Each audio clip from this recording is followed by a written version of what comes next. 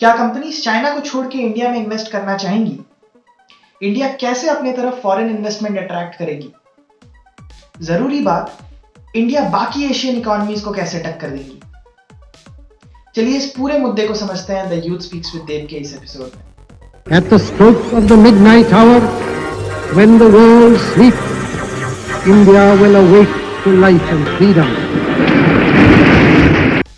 दोस्तों, मैं ये वीडियो इसीलिए बना रहा हूँ क्योंकि आज की इस रैपिडली चेंजिंग इकोनॉमी में और ग्रोइंग कंडीशंस में इंडिया कैसे अपॉर्चुनिटीज को कैप्चर करेगा ये हमें जानना जरूरी है। जरूरी इसीलिए है ताकि आपको ये समझ में आ सके कि आपके लिए कहाँ और किस क्षेत्र में ज्यादा अपॉर्चुनिटीज अवेलेबल हो। सबसे पहले तो ये समझते हैं कि कंपनीज चाइना में इन्वेस्ट क्यों कर रही है। चाइना ऐसा क्या ऑफर कर रही है कि एशिया में कंपनी सिर्फ चाइना में इन्वेस्ट करने को तैयार है। सबसे पहला रीजन और सबसे बड़ा रीजन है चाइनीज मार्केट। ये सिर्फ डाइवर्स और बड़ा ही नहीं है, इसमें प्रोडक्शन के साथ साथ कंजम्पशन की भी कैपेसिटी बहुत ज्यादा है।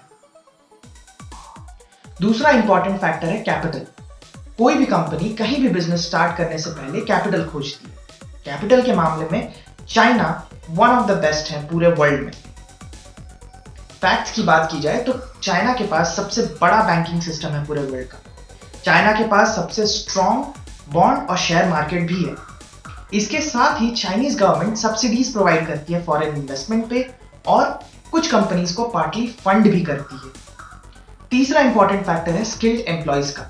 चाइना के पास one of the best education system है वर्ल्ड में और इसी के साथ कंपनीज को मिलता है हाईली स्किल्ड एम्प्लॉयज। चौथा इंपॉर्टेंट रीजन है सप्लाई चेन। चाइना एशिया में ग्लोबल सप्लाई चेन का एपिसेंटर है और बाकी एशियन इकोनॉमी से वेल कनेक्टेड। इससे चाइना को डिमांड एंड सप्लाई जनरेट करने में और एक्सपोर्ट एंड इंपोर्ट क्रिएट करने में बहुत ज्यादा डिफिकल्टी नहीं होती है और यही बेनिफिट वो वहां की सारी कंपनीज को प्रोवाइड करता है।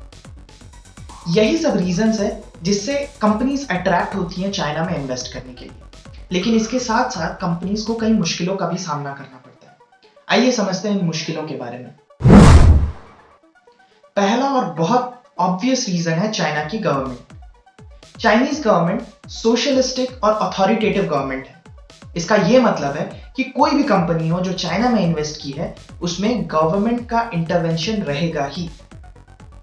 दूसरा बड़ा रीजन है यूएस चाइना का ट्रेड वॉर। यूएस चाइना का ट्रेड वॉर एक बहुत इंपॉर्टेंट और एक बहुत बड़ा रीजन है कंपनीज चाइना से मूव आउट कर रही हैं।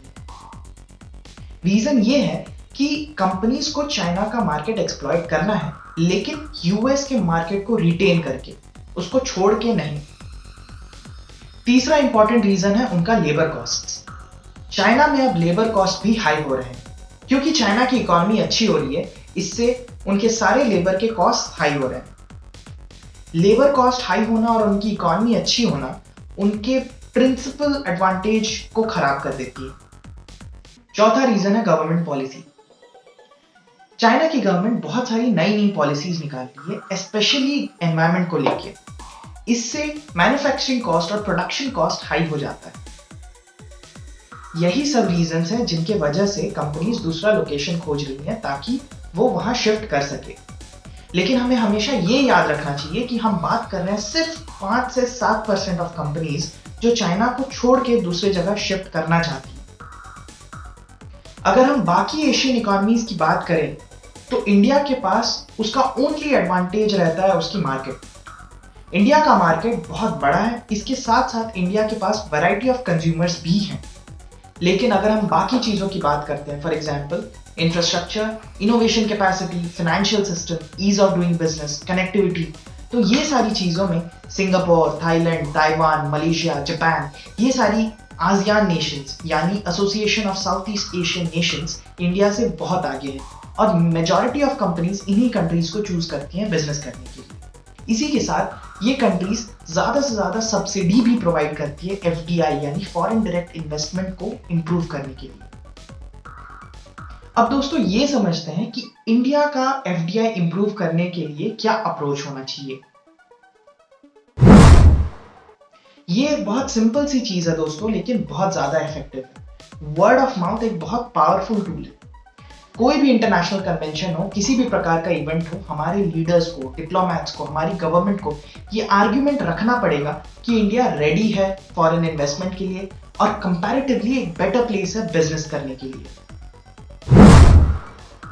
पिछले कुछ सालों से इंडिया वर्ल्ड लीडर है फार्मास्यूटिकल्स में, आयरन एंड स्टील में और बायोटेक्नोलॉजी में। इंडियन गवर्नमेंट को अब ये फोकस करना चाहिए कि इन सारी फील्ड्स की जितनी भी वर्ल्ड लेवल कंपनीज हैं वो इंडिया में इन्वेस्ट करने को रेडी हो। इंडियन गवर्नमेंट को कई सारी स्कीम्स भी निकालनी पड़ेगी ताकि वो कंपनीज को इंसेंटिवाइज कर सके यहाँ इन्वेस्टमेंट के लिए और यहाँ की एफडीआई इंक्रीज कर सके। इंडिया को उन कंट्रीज के साथ पार्टनरशिप करनी चाहिए जिनको चाइनीज डोमिनेंस पसंद है। उनके सामने नेशनल सिक्योरिटी को लेकर पिच करना चाहिए in terms of telecom sector, energy sector, health care sector, और ये प्रोवोक करना चाहिए कि उनकी कंपनीज इंडिया में आके इन्वेस्ट कर सके। इससे ना केवल इंडिया का एफडीआई ग्रोथ होगा बल्कि इससे इंडिया का इनोवेशन कैपेसिटी भी बढ़ेगा। ये तो था दोस्तों मेरा एनालिसिस। आपके हिसाब से इंडिया में क्या इंप्रूवमेंट होना चाहिए या क्या मेजर्स लेना चाहिए ताकि इंडिया में एफडीआई ग्रोथ हो सके? कमेंट सेक्शन में मुझे बताइए। आज के लिए बस इतना ही दोस्तों। आशा है कि आपको ये टॉपिक समझ में आया। इस टॉपिक के बारे में और डिटेल में जानने के लिए विजिट कीजिए www.myselfdev.co.in। International policies, foreign affairs और डेली न्यूज से रिलेटेड अपडेटेड रहने के लिए फॉलो कीजिए मुझे इंस्टाग्राम पे और सुनिए मेरा पॉडकास्ट स्पॉटिफाई पे। Links will be in the description. अगर वीडियो अच्छी लगी तो लाइक कीजिए, शेयर कीजिए ताकि सबको समझ में आ सके इस टॉपिक के बारे में, और मेरी इस मुहिम को सपोर्ट करने के लिए सब्सक्राइब कीजिए मेरे यूट्यूब चैनल। ऐसी टॉपिक से रिलेटेड वीडियोस मैं हर हफ्ते लाते रहूंगा। तब तक के लिए hey there everyone, my name is Dev and I am signing of.